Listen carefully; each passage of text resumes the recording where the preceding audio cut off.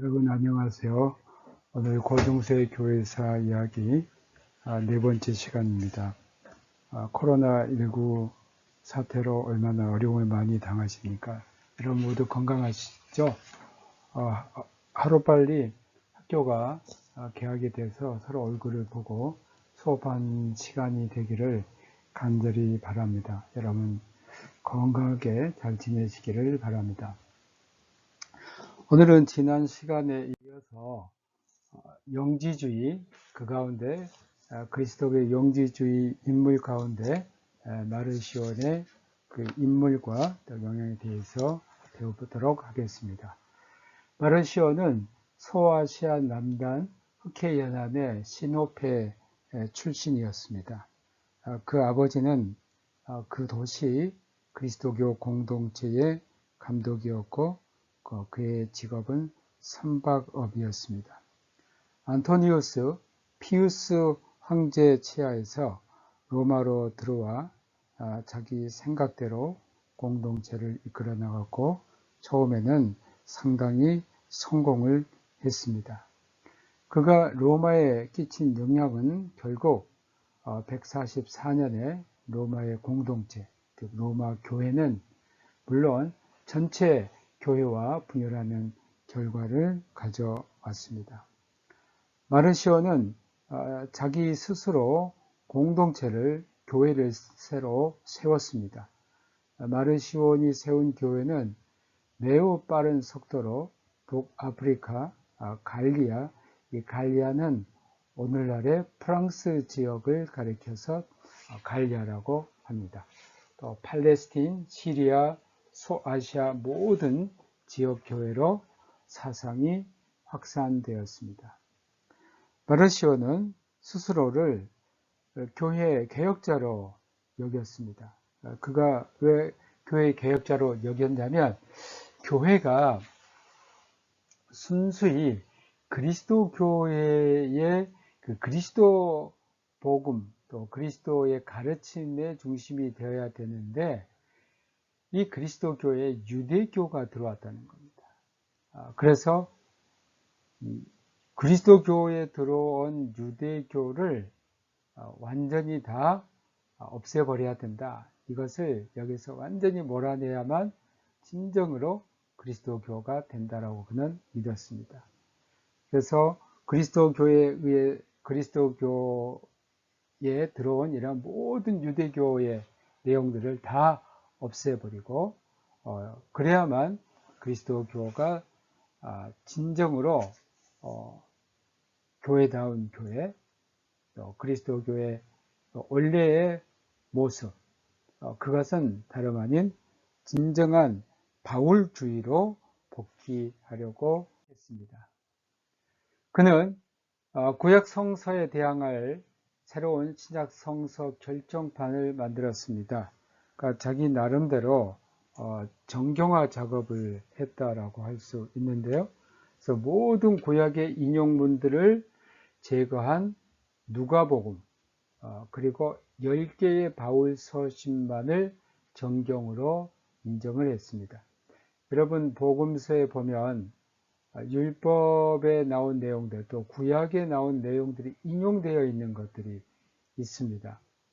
마르시오는 구약의 이러한 인용문들을 다 제거해 버리고 그리고 오직 기독교는 바울의 그러한 가르침으로 굳건히 서야 된다라고 해서 바울 서신 가운데 10개를 정경으로 삼았습니다. 그 10개의 바울 서신은 로마서, 고린도전서, 고린도후서, 갈라디아서, 에베소서, 빌립보서, 골로새서, 데살로니가 전서, 데살로니가 후서, 빌레몬서였습니다. 비성서적이고 또 이념적으로 왜곡된 것이긴 해도 그는 나름대로 분명한 신학적인 개념을 가지고 있었습니다. 즉 바로 예수 그리스도의 복음 안에 다시 등장하는 유대 사상의 유입을 배제해야만 진정한 그리스도교가 된다라고 그는 생각했습니다. 그의 반론 안티테세는 사랑의 하나님과 율법의 하나님을 매우 강렬하게 대비를 시켰습니다. 여기서 말하는 그 사랑의 하나님, 그것은 바로 바울이 전하는 그런 그리스도교, 또 율법의 하나님, 그것은 구약에 나온 그 하나님. 그는 구약을 완전히 무가치한 것으로 여긴 최초의 신학자라고 할 수 있습니다. 그는 일반적으로 성서를 해석하는, 특히 구약 성경을 해석하는 그러한 과거의 도식을 다 버렸습니다. 구약을 알레고리나 또 신약의 언약과 성취의 구조로 이해하지 않고 오직 문자적으로만 이해했습니다. 그 결과 구약의 창조주 하나님은 예수 그리스도의 아버지와는 완전히 다른 분으로 이해를 했습니다. 율법과 복음에 대한 바울적 변증법은 마르시온 입장에서는 율법 또는 복음이라는 선택적인 의미로 이해를 했습니다. 그래서 그리스도의 복음 뭐냐? 율법을 완전히 제거하는 것이었습니다. 사실 우리가 구약과 신약이 단절되는 것이 아니고 구약과 신약은 연결선에 있는데 마르시오는 구약과 신약을 완전히 단절하고 구약을 모든 기독교의 사상에서 제거하는 것이 진정한 자신의 일이라고 여겼습니다. 결국 세상을 악한 것으로 여기고 창조 신앙을 거부하는 마르시오는 극단적 금욕주의로 나아가게 됩니다. 그의 이 신론, 이것은 이제 두 개의 신이라는 그런 의미인데요. 이 신론에 그의 기독론도 깊은 관계를 갖고 있습니다. 그의 기독론은 양태론적이고 가연적입니다. 즉, 앞서 제가 말씀드렸던 영지주의자들이 주장했던 그리스도가 가연적이다. 그것은 그리스도는 몸처럼 보이는 면만을 취하셨고 실제는 그리스도는 몸에 보이는 것만 그리스도였지 실제 그리스도는 그 몸과 분리되는 그러한 사상을 갖고 있었습니다. 그렇기 때문에 예수 그리스도는 실제 그리스도가 아니고 나의 예수라는 역사적 인물에 불과하다고 생각했습니다.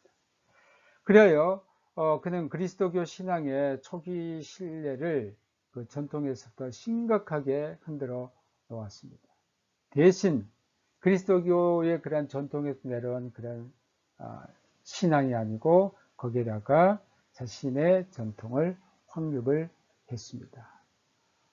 원시 그리스도교에 대한 자신의 태도에 대해서 교회가 반응하지 않을 수 없도록 그는 압박을 했고, 또 하나는 그가 정경 형성이라는 기본적 특징을 교회에 등장시킨 것이라고 할 수 있습니다.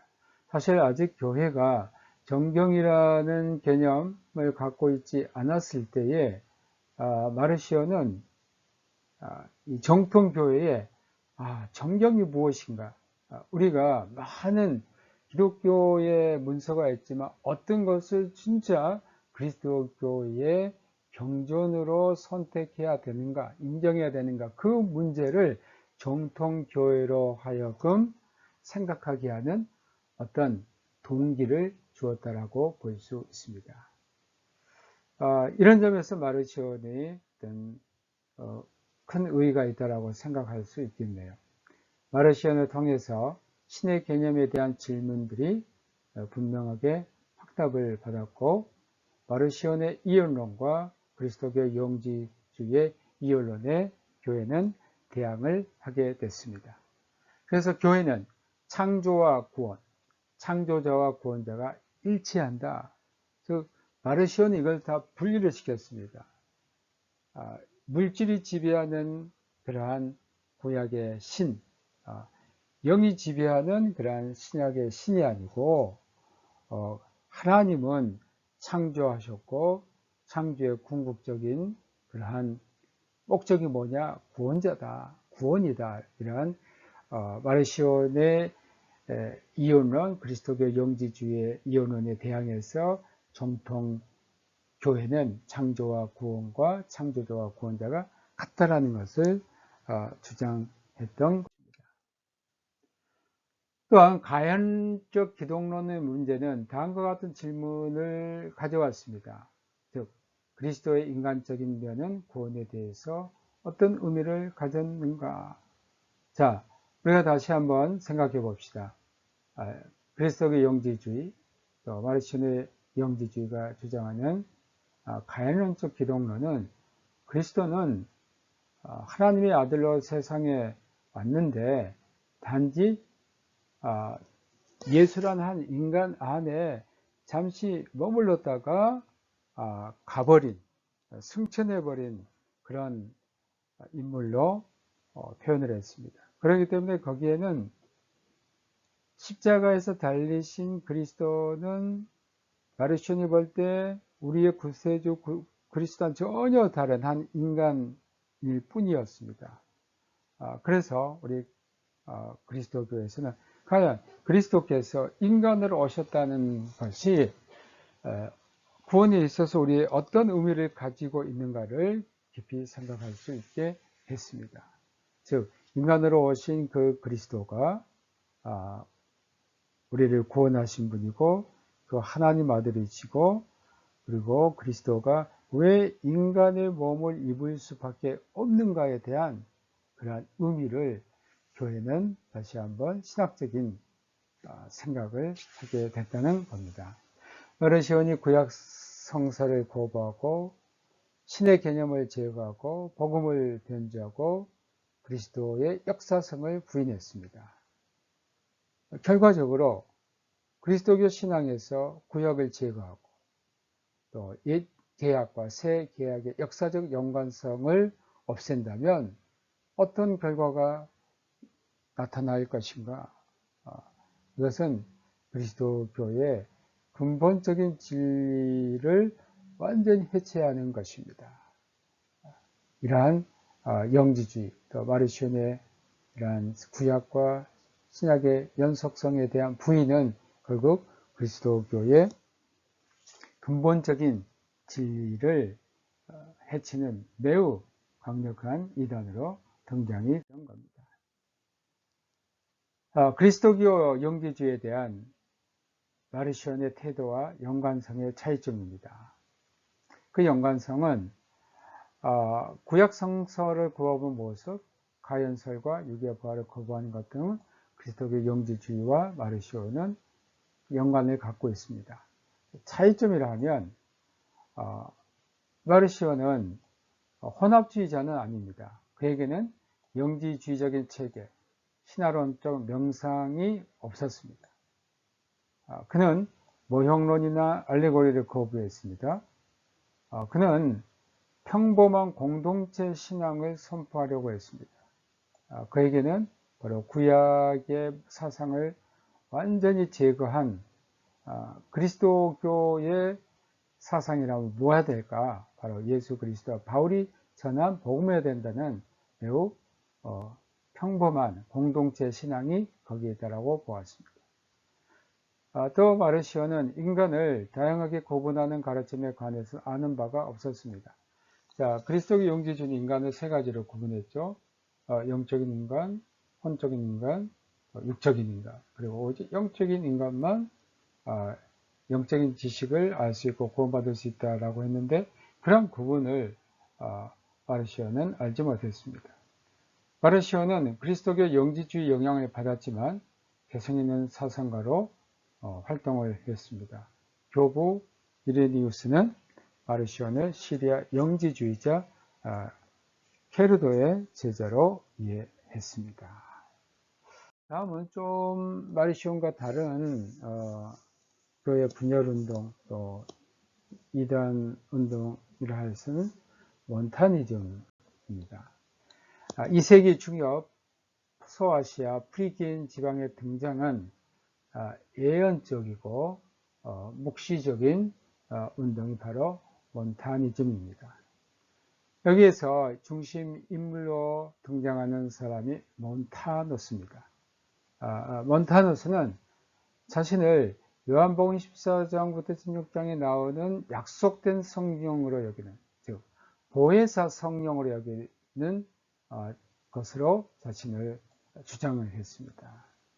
오늘날 우리나라에 이렇게 주장하는 그런 이단도 있습니다. 자기가 보혜사 성령이다. 그는 임박한 종말과 하늘 예루살렘의 도래를 선포했습니다. 이단들의 하나의 그 특징 가운데 이 임박한 종말론입니다. 몬타누스도 세상의 종말이 가까이 왔다, 곧 온다 라고 주장을 했습니다. 또 하나는 이 몬타니즘이 등장하게 된 어떤 배경을 보면 당시 교회가 윤리적인 차원에서 세상과 타협하고 있는 성격을 보여줄 때에 여기에 대한 반작용으로 등장을 했습니다. 그런데 여기에서 좀 특별한 것은 이 몬타누스 주의는 원시 그리스도교 성령의 그러한 줄기를 따르고 있습니다. 그래서 이들은 성령 충만한 예언자, 또 열광주의, 또 엄격한 금욕 정신, 순교 열정을 갖고 있었습니다. 소아시아와 나중에 서양에서 이 운동에 가담한 자들에게 영향을 주었습니다. 그러니까 이들의 이러한 주장이 당시 정통교회 교인들에게도 굉장히 큰 반향을 일으켰고, 왜냐하면 이들이 아주 엄격한 금욕의 삶을 살았기 때문에 이게 사람들한테 많은 감명을 주었던 것으로 보입니다. 심지어 교부인 터툴리안이 말년에는 몬타니즘 운동에 함께 휩쓸리게 됩니다. 소아시아와 나중에 서양에서 이 운동에 가담한 자들에게 이러한 것들이 영향을 주게 됐습니다. 하지만 임박한 이러한 종말 기대, 이게 이루어지지 않음으로써 이 운동이 곧 소멸이 됐습니다. 이들이 또 주장했던 것 가운데 각 개인에게 성령이 임한다. 성령은 각 개인들에게 부어진다라고 주장을 했습니다.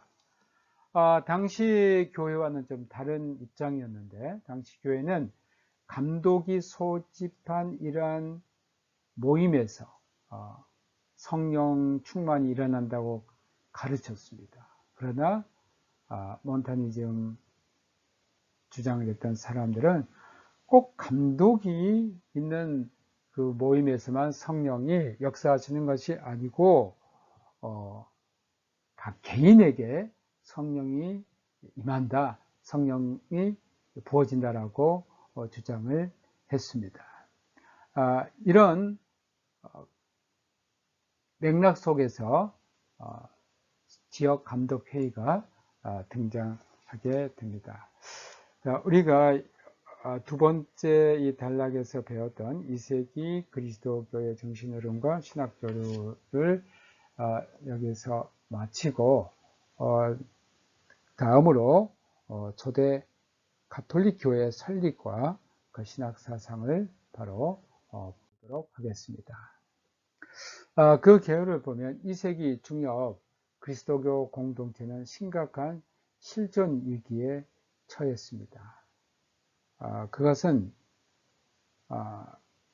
그리스도교적인 다원주의, 이것은 외적으로는 통일된 그리스도교 공동체를 혼합주의적인 해체 상황으로 변화시키는 매우 위험한 그러한 경향이 있었습니다.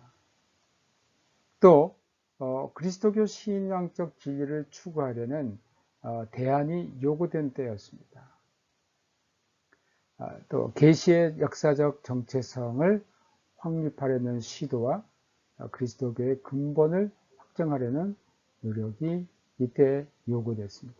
여러분, 이 시대는 2세기 중엽입니다. 2세기 중엽부터 그리스도교는 상당한 어려움에 처하게 되는데, 자, 원시 그리스도교를 우리가 보면 그들은 예수 그리스도께서 재림하신다는 굳건한 그런 믿음을 갖고 있었습니다. 또 원시 그리스도교 제1세대 사람들은 많은 사람들이 예수 그리스도와 함께 생활했던 제자들로부터 가르침을 받았고, 또 그들은 종말에 대한 약속, 그 믿음을 확고히 갖고 있었는데, 한 세기가 지나면서 이러한 예수 그리스도의 재림도 지연이 되고, 또 외적으로는 기독교 밖에 있는 많은 이런 사상적인 흐름이 기독교 안에 들어오고, 이런 것으로 교회가 어떤 그 정체성의 이제 새로운 어떤 정립을 해야 할 그런 시기였던 겁니다. 그래서 계시의 역사적 정체성이 확립되고, 그리스도교의 근본이 무엇인가를 교회 안에서 세우려는 노력이 일어납니다. 여기 이제 등장하는 게 초대 가톨릭 교회입니다. 가톨릭 교회라는 것이 세워지게 됐는데, 이러한 가톨릭 교회가 세워지게 된 것은 그리스도교 영지주의, 마르시온주의, 몬타누스주의를 국보하는 것과 깊은 관계가 있습니다. 그러니까 가톨릭 교회가 세워지게 된 것은 어떻게 보면 그 외부로부터 오는 이러한 위험, 외부로부터 오는 도전에 대해서 기독교가 자신의 어떤 정체성을 찾으려는 자연적인 노력이었다라고 볼 수 있습니다. 교회는 그리스도교 신앙과 다른 모습을 형성하는 것에 대해서 이제 분명하게 아니다라는 것을 선언하게 됐습니다. 그래서 이제부터는 그리스도교의 그 특징, 그 배타적인 것이 나옵니다. 여러분, 그리스도교는 다른 어떤 종교보다도 배타적입니다. 근데 우리가 역사적인 그런 상황을 보면 이때 만일 그리스도교가 배타적이 아니었더라면 아마 기독교는 매우 혼합되어 있는 혼합 종교의 형태를 띠었을 겁니다. 그래서 그리스도교가 배타적이었다는 것은 그들의 정체성을 지키는데 매우 중요한 역할을 했다라고 볼 수 있습니다. 사도후 시대부터 이미 이러한 경향이 매우 두드러지게 됩니다. 2세기 중엽부터 근본적인 대립의 양상이 진척이 되면서 교회 발전 방향을 결정하게 됩니다. 여기에서 초대 가톨릭 교회가 일어나게 됩니다. 이러한 그 가톨릭 교회는 가톨릭적인 규범을 통해 가지고 그리스도 교인들을 명명하게 된 역사적인 그 과정을 겪게 되는데, 이러한 가톨릭 교회의 정통성을 만드는 세 가지 중요한 규범이 여기에서 등장합니다. 그게 바로 정경, 신앙 규칙, 신앙 규칙이라고 하면 우리가 이제 신앙 고백 또는 신경을 들 수가 있고요. 세 번째가 바로 주교 직분 또는 감독의 직분입니다. 최근의 연구에 보면 주교 직분은 근본적인 직분과 교회와 연관해서 문제가 됐던 것입니다. 그래서 진리소의 은사는 누구에 의해서 이루어지냐면 감독, 주교에 의한 정통교리 전수로 이해가 됐습니다.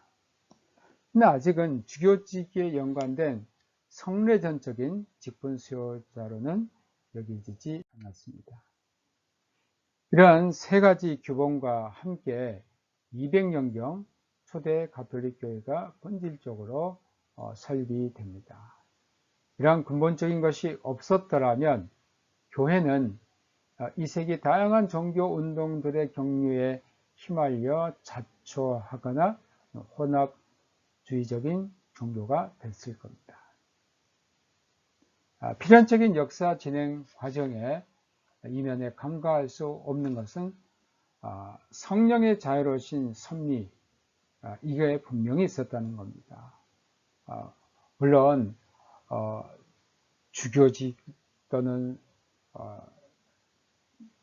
신앙의 규칙 또는 정경, 이것은 인간들이 하는 일들이 참 있습니다. 정경을 만드는데 또 사람들이 해야 되고, 물론 그 정경이라는 것이 그리스도교 초기부터 이어지는 그리스도교 문서에 의해서 있었지만, 이런 여러 가지가 될 수밖에 없었던 것은 그 이면에 성령님의 섭리가 있었다는 것, 그리고 결국은 합법적인 형태로, 올바른 형태로 접근할 수 있었다는 것입니다.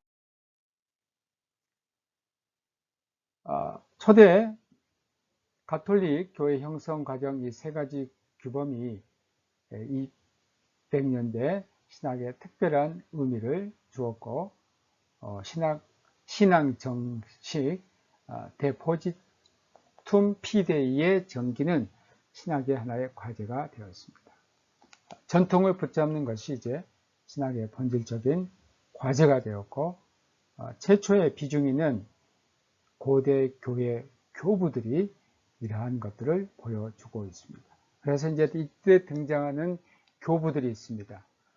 이레니우스, 터툴리안, 알렉산드레 클레멘스, 오리게네스, 이러한 교부들이 등장하게 됩니다. 어떤 방법으로 신학이 전개되었는가에 대한 문제는 본질적으로 그 자신의 출신지에 의해서 결정되는 개별 신학자들의 자의식에 달려 있습니다. 즉 이제 이 말은 무슨 말이냐면, 이때에 자신의 이런 교부들의 신학적인 입장이 있는데, 그들의 출신지가 어디냐, 즉 교부들을 헬라 교부, 라틴 교부 이렇게 구분하게 되는데, 그들의 출신지에 따라서 헬라어를 하는 교부들, 라틴어를 하는 교부들 이렇게 구분을 합니다. 그래서 결국 이러한 자신들의 출신지에서 신학적인 것들이 결정이 된다라고 볼 수 있습니다. 그래서 라틴 신학과 헬라 신학의 일단 특징들이 여기에서 등장하게 됩니다. 200년대에 진행된 놀라운 신학적 풍성함은 로마 제국의 서방, 우리가 서방 교부들이란 주로 라틴 교부, 동방 교부들은 이제 헬라 교부를 가리킵니다. 동방에서 다양한 관점 가운데 전개되었던 것입니다. 고대 가톨릭 교부들의 신학은 무엇보다 영지주의와 투쟁을 통해서 각인된 것이었습니다. 그래서 그 신학의 중심은 신론, 또 창조론, 또 성육신, 또 육신의 부활 등이 있었습니다. 이제 주요 항목으로 가톨릭 규범에 대해서 말씀드리겠습니다. 초대 가톨릭 교회 형성 과정은 그리스도교 영지주의, 마르시온주의, 또 몬타누스주의에 대한 방어와 국복과 연관을 갖고 있습니다. 이 가톨릭적 규범들의 도움으로 그리스도교 신앙과 다른 형태에 대해서 분명한 거절을 선포하게 됩니다. 이 가톨릭의 그 규범과 다른 것은 기독교가 아니다. 우리는 이것을 받아들일 수 없다라고 선포를 하고, 이제 이 다른 것들, 가톨릭의 규범과 다른 것들을 뭐라고 이제 말하면 이단이다, 다르다라고, 다른 가르침이다라고 거절을 합니다. 그래야 하여 그리스도교의 선포는 매우 배타적이 됩니다. 이러한 규범에 맞지 않는 것은 그리스도교가 아니다라고 결정을 합니다. 이러한 가톨릭적 규범으로 정경 형성, 또 신앙 정식, 레귤라 피데이, 주교 직분 또는 감독 직분의 성장이 있습니다. 여기에서 이제 주교의 역할이 매우 중요하고 또 주교의 그러한 권한이 아주 강화가 되는 겁니다. 가장 오래된 연구로 화르낙은 원시 그리스도교적인 자유로움에 이것은 반하는 것이다 라고 했습니다. 그래서 그리스도교 신앙의 합법화 또 형식화가 여기에서 이제 강조된다라고 했습니다. 최근 연구에 의하면 초기 가톨릭 교회로 되어가는 과정은 이때 있었던 것이 아니고 이미 사도시대 이후에 등장한 것으로 보여. 자, 이제 우리가 그 가톨릭의 규범 가운데 첫 번째 신약 정경 확립에 대해서 말씀드렸습니다. 구약의 헬라어 번역과 함께 여러분 히브리어로 된 구약을 헬라어로 다 번역합니다. 이렇게 헬라어로 번역된 구약 성경을 우리는 70인역 또는 세프아긴타다 이렇게 말합니다. 세프아긴타라는 것은 70이라는 뜻입니다. 이게 아프리카의 이집트의 알렉산드리아에서 이제 번역이 돼서 나오고요. 이 구약의 헬라어 번역과 함께 예배 때 낭독되는 다양한 초기 그리스도교 문서가 이때 등장을 합니다. 2세기 중엽 이래 소아시아 지역은 주님의 말씀에 대한 구전 또는 단편 전승 대신에 네 복음서 그룹의 복합적 일치가 형성이 됩니다. 그러니까 마태, 마가, 누가, 요한의 이러한 그 네 복음서가 어떤 일치가 되었다는 겁니다. 횡령경부터 바울 서신 모음이 존재했고 또 본래 수신 교회 이외에도 예배 때에 낭독되었다고 전해집니다. 또 150년과 180년 사이에 네 복음서에 바울 서신 13개, 또 사도행전, 베드로전서, 요한 1, 2, 3서, 그리고 계시록이 여기에 이제 합해집니다. 교부 이레니우스는 그리스도교 영지주의에 대항하는 문헌 증거로 신약이란 정경을 삼았습니다. 그러니까 이 신약의 근거, 신약 문서를 가지고 그리스도의 영지주의를 대항했다는 겁니다. 반대했다는 겁니다. 무라토리 정경은 신약의 가장 오래된 목록인데 아마 200년경 로마에서 나온 것으로 보여집니다. 이게 1740년 무라토리에 의해서 발굴되어서 이것을 그 발굴한 사람의 이름에 따라서 무라토리 정경, 카논 무라토리다라고 칭해졌습니다. 마르시오는 정경 형성에 결정적 자극을 주었습니다. 아까 말씀드렸듯이 마르시오는 개인적으로 자신이 이게 정경이다. 누가복음 그리고 바울의 10개 서신들 이것만이 정경이다라고 자기가 이제 정했는데 이게 정통교회가 우리도 그러면 무엇을 정경으로 정해야 될지 어떤 그 자극을 주었다는 겁니다. 그래서 교회는 정경으로 선택될 수 있는 가장 중요한 근거가 무엇일까? 무엇을 우리가 정경으로 삼을 수 있을까? 무엇을 우리가 가장 정평한 권위 있는 성경으로 삼을 수 있을까? 여러분 그 카논이라는 것은 척도라는 뜻이죠. 뭐가 기준이 되는가? 가장 중요한 그 전거가 사도성이었습니다. 다른 말로 한다면 그 글을 쓴 사람이 사도여야 된다는 겁니다. 아무리 내용이 좋더라도 사도가 쓰지 않는 것은 정경에 될 수 없다는 제1원칙입니다. 그런데 이 사도성에 대해서 논쟁이 되었던 신약성경은 사도행전과 요한계시록 그리고 헤르마스의 목자입니다. 물론 사도행전과 요한계시록은 계시록은 정경에 포함됐습니다만 헤르마스의 목자는 정경에 포함되지 않습니다.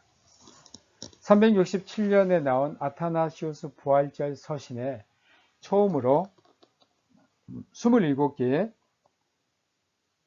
신약 정경 목록이 등장합니다. 그리고 신약 성경이 이제 전체적으로 모아집니다. 그래서 당시 그리스도교 신앙이 그리스도의 기본적인 선포와 일치한다는 증명을 가능하게 했습니다. 그리고 우리가 오늘 읽는 신약 성경 그 정경 이 개념은 4세기에 이르러야 정립이 되었고 4세기 말에 이 목록이 확정이 됩니다. 오늘날 같은 신약 27권의 정경 목록은 382년 로마 회의에서 확정이 됩니다. 이때 정경 목록이 나옵니다. 이 정경 형성은 원시 그리스도교의 역사적인 위치를 의미했습니다. 또 다가올 전체 교회 역사를 위한 초대 그리스도교 문서라는 항구적인 표준입니다. 자, 이때 27권으로 정했는데 그 이후로 다른 책을 정경으로 정합시다. 그거 없습니다. 앞으로 다가올 모든 교회의 역사에 그 표준이 됐습니다. 그래서 우리가 정경의 어떤 권위를 인정하고 이것은 고칠 수도 없고 이것은 진리의 시금석으로 받아들이게 됩니다. 만일 이러한 정경 형성이 없었더라면 그리스도교는 혼합주의 속에서 몰락의 길을 걸을 수밖에 없었을 겁니다. 이 그리스도교 신앙은 처음부터 신앙 고백적인 표현 양식을 하게 되는데 이게 바로 신앙 정식이라는 겁니다. 오늘 쉽게 말하면 신경이라고 할 수 있고 신조라고 할 수 있습니다. 이 신앙 정식은 처음에는 매우 단순했습니다. 한 줄, 후에는 두 줄, 세 줄의 신앙 고백이 등장합니다. 예를 들어 마태복음 28장 19절. 그러므로 너희는 가서 모든 민족을 제자로 삼아 아버지와 아들과 성령의 이름으로 세례를 베풀고. 자, 여기에 이제 우리의 신앙 고백의 대상인 아버지, 아들, 성령이 나옵니다. 또 고린도후서 13장 13절, 이건 여러분이 잘 알고 있는 축도문이에요. 주 예수 그리스도의 은혜, 하나님의 사랑, 성령님의 교통하심이 너희 무리와 함께 있을지어다. 여기에도 예수님, 성자, 또 하나님, 성령 이렇게 나옵니다. 그래서 우리가 신앙 고백을 할 때 그 신앙 고백의 대상이 누구냐? 성부, 성자, 성령, 하나님. 이게 이제 성서에 나옵니다. 신약 성서에 나오지는 않지만 가장 오래된 신앙 고백문은 2세기 중엽 로마 교회 세례 고백인 심볼룸 로마눔이 있습니다. 그러니까 이것도 삼위일체 하나님에 대한 신앙 고백입니다. 매우 단순했습니다. 나는 하나님 아버지, 전지전능하신 분, 하나님 아버지에 대한 신앙 고백. 예수 그리스도 그분의 독생자 주님, 예수님 성자에 대한 고백, 성령 교회의 부활을 믿습니다. 성령에 대한 고백. 이 2세기 후반 로마 교회 신조가 신학화됩니다. 특별히 두 번째 항목, 성자에 대한 항목이 보충이 됩니다. 왜 보충이 돼야 될까? 그것은 영지주의적인 가연설에 대항하기 위한 것이었습니다. 그래서 영지주의는 예수 그리스도 인간의 몸으로 태어나신 하나님의 아들, 이것을 부인했거든요. 그래서 예수 그리스도로 나타나신 하나님의 성육신을 강조를 했습니다. 그래서 여러분 이 신조를 보면 우리 이제 예를 들면 사도신경을 보면 예수 그리스도에 대해서 뭐가 분명히 있냐면 동정녀 마리아에게서 나셨다. 인간으로 나셨다라는 게 분명히 거기에 들어가 있습니다. 이러한 과정을 통해서 오늘 우리가 예배에서 고백하는 사도신조 혹은 사도신경이 생겨납니다. 왜 사도신조라고 하겠니? 사도들이 예수님의 12사도들이 저자가 아닙니다. 이들이 저자는 아니고요. 즉 이 사도 시대의 신앙 양식을 담고 사도들이 가지고 있던 그 신앙을 담고 있다고 해서 그 사도들의 권위를 거기에 붙이면서 사도신경 또는 사도신조다 이렇게 했습니다. 고대 고백들과는 달리 사도신조는 그 목적이 분명합니다. 즉 더 이상 개인적 신앙 고백에 머무른 것이 아니라 이단들에 대항해서 바른 그리스도교 신앙을 정리했습니다. 이제는 이 사도신조가 한 개인의 또는 어떤 지역교회의 신앙 고백이 아니고 전체 그리스도교가 이단에 대항해서 고백하고 또 다른 편으로 말하면 이단에 대항해서 싸우는 무기가 됩니다.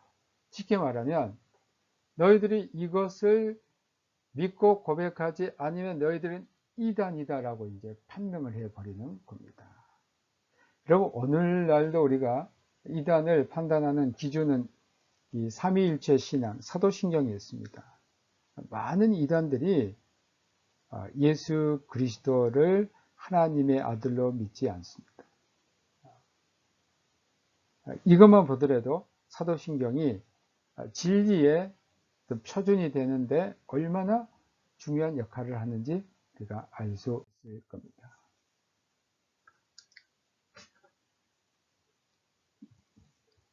신앙 정식은 전체 교회에 공감을 얻은 사도적 선포의 규범적인 요소를 드러냈습니다.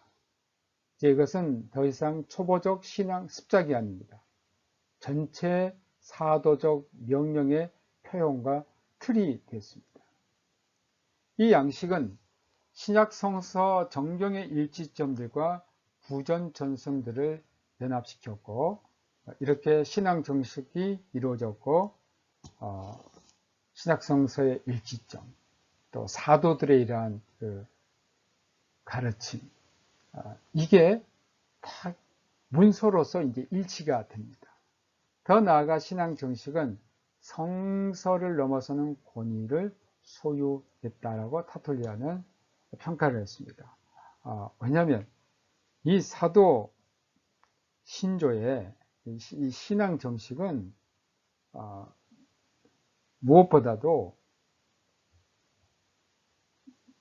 이것만 가지고 싸워도 이단들과 싸울 수가 있어요. 즉 영지주와 대적하기에는 전체 성서를 가지고 싸우는 것보다는 신조, 신앙 정식과 싸우는 것이 훨씬 더 간편했기 때문입니다. 신앙 정식은 고대 교회 방향을 정하고 필연적인 규범을 제시하는 힘을 과시했습니다. 다음으로 주교 직분입니다. 주교 직분의 형성 과정에 대해서 말씀드립니다. 주교 직분의 권위는 정경 형성과 신앙 고백의 등장과 관련이 있습니다. 이게 이제 같이 등장한다는 것입니다. 당시 그리스도교 선포들이 원시 그리스도교의 진리들과 부합한다는 점을 다루기 때문입니다. 그래서 이러한 그 주교 직분, 특히 군주적 감독제가 맨 처음 등장하는 게 소아시아입니다. 소아시아에서 장로에서부터 발전이 됩니다. 즉, 이 주교가, 감독이 군주적인 그런 권위를 가지고 교회를 다스리게 됩니다. 왜 이렇게 중요한 역할을 하게 되냐면 주교야말로 정통 그리스도교의 사도 전승의 보증으로 이해한 겁니다. 그러니까 그리스도교가 예수 그리스도부터 시작해서 사도, 또 사도교부, 이러한 역사적인 흐름을 통해서 볼 때 이러한 가르침, 이러한 전승을 누구를 통해서 계속 그리스도교가 이어가냐면 주교라는 비숍이라는 사람을 통해서 이어간다라고 교회가 이해했습니다. 여러 명으로 구성된 성직자 집단보다 단 한 사람의 주교직이 이단들에 대항하여 그리스도교의 진리를 훨씬 더 잘 수호할 수 있었습니다. 이런 점에서 주교의 그러한 역할은 매우 중요했습니다. 당시 많은 이단들과 대항해야 되는 그리스도교는 주교 한 사람의 신학적인 입장과 그들의 신앙에 따라서 교회를 이단으로부터 보호할 수 있는 굉장한 막중한 사명과 책임이 주어졌던 겁니다. 그래서 160년경 해계지프는 최초의 로마교회 주교 명단을 작성을 합니다. 이것은 이단들에 대항하는 하나의 방편이었어요. 로마 교회 주교가 있는 그 교회는 이단에서 자유로울 수 있고, 그 주교가 있는 교회야말로 정통 가톨릭 교회다라는 입장입니다. 이레니우스 역시 최초의 로마 감독 명단을 185년 전해두고 있습니다. 이후 주교 명단은 다른 주요 공동체에서도 발견합니다. 안디옥, 알렉산드리아, 예루살렘, 이러한 중요한 그리스도교 공동체에서 감독 명단이 등장하게 됩니다. 이러한 명단과 함께 그리스도교의 신앙 유산, 즉 디모데전서 6장 20절에 디모데야 망령되고 헛된 말과 거짓된 지식의 반론을 피함으로 내게 부탁한 것을 지키라. 그러니까 지금 그리스도교 안에서 진리와 다른 헛된 말, 망령된 말, 거짓된 지식, 이것을 지키는 그러한 사명이 누구에게 주어지냐면 바울이 디모데에게 주었던 것처럼 주교에게 주어졌다는 겁니다. 신앙의 유산의 유지로 더불어 감독들 또 주교들은 사도적 전통의 보호자로 기록하는 전승고리가 여기에서 형성이 됩니다. 그래서 그 주교 직분이 기독교의 진리를 수호하고 또 기독교의 진리를 계승하는 면도 있지만, 또 하나는 이러한 주교에 의해서 성직이 계승되는, 그래서 이 주교들에게 어떤 권한이 주어졌냐면 성직 안술이라는 중요한 권한이 주어졌던 겁니다. 자, 오늘 여기까지 마치고요. 다음 시간에 제가 고대 교회의 교부들 이레니우스, 터툴리안, 그리고 그 다음에 알렉산드리아 신학, 여기에 대해서 계속 공부하도록 하겠습니다. 여러분 아무쪼록 건강 주의하시고 무엇보다도 이 어려운 사태가 어서속히 잘 지날 수 있도록 우리 모든 국민이, 또 여러분 교회가, 가정이 평안하시기를 우리 함께 기도하고 어서속히 만나는 날이 오기를 바랍니다. 그리고 여러분들이 이 강의를 듣다가 질문할 게 있으면 꼭 저에게 연락해 주시기 바랍니다. 메일도 좋고요, 또는 문자도 좋습니다. 여러분들 질문해 주시기 바라고, 제가 전자출석 보니까 여러분들이 아주 열심히 참여해 주신 것에 대해서 감사를 드립니다. 다음 시간까지 여러분 건강히 잘 지내시기를 바랍니다. 감사합니다.